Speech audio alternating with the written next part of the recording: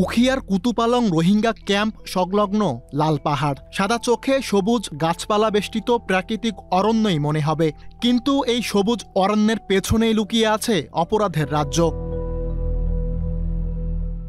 এই লাল পাহাড়ে গোপন আস্তানা গেড়েছে মিয়ানমারের বিচ্ছিন্নতাবাদী সশস্ত্র সংগঠন আরাকান রোহিঙ্গা স্যালভেশন আর্মি বা আরসা। মজুত করে মিয়ানমার থেকে আনা অস্ত্র, গ্রেনেড, রকেট শেল সহ বিভিন্ন বিস্ফোরক। সম্প্রতি সময়ে রোহিঙ্গা ক্যাম্পে কয়েকজনকে গুলি ও গলা কেটে হত্যার ঘটনা ঘটে। ফলে রোহিঙ্গা ক্যাম্পে গোয়েন্দা তৎপরতা বৃদ্ধি করে র্যাব।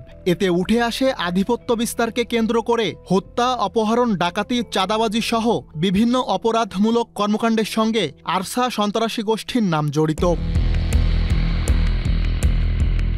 সম্প্রতি মিয়ানমার সীমান্তে চলা অস্থিতিশীল পরিস্থিতিকে কাজে লাগিয়ে আরসার আগ্নেয়াস্ত্র নিয়ে আসার তথ্য পায় র্যাব।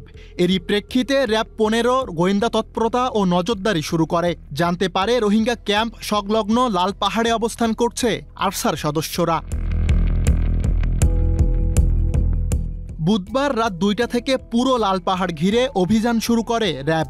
এ সময় সন্ত্রাসী গোষ্ঠীটির 2 সদস্যকে গ্রেফতারের পাশাপাশি বহু অস্ত্র, গ্রেনেড ও রকেট শেল উদ্ধার করা হয়। মাটির ভিতরে তারা কোথায় কোন জায়গায় আইডি বা এক্সপ্লোসিভ লুকিয়ে রেখেছে এর একটি সম্ভাবনা থাকতে পারে। আর আমাদের যে 2জন সদস্য অর্থাৎ আরসার যে 2জন সদস্যকে আমরা গ্রেফতার করতে সমর্থ হয়েছি তারা এই আইডি এক্সপার্ট। সুতরাং আমাদের আশঙ্কা যে এই জায়গায় আরও এরকম ধরনের বা এর চাইতে অধিক ক্ষমতা সম্পন্ন কোনো আইডি কিংবা কোনো গ্রেনেড বা কোনো ধরনের এক্সপ্লোসিভ লুকানো থাকতে পারে। গেল 1 বছরে কক্সবাজারের উখিয়া ও টেকনাফ থেকে বিভিন্ন সময়ে আরসার শীর্ষ কমান্ডার সহ অন্তত 100 জনকে আটক করেছে র্যাব। তাদের সন্ত্রাসী কর্মকাণ্ড রুখতে এমন অভিযান অব্যাহত থাকবে বলে জানায় র্যাব।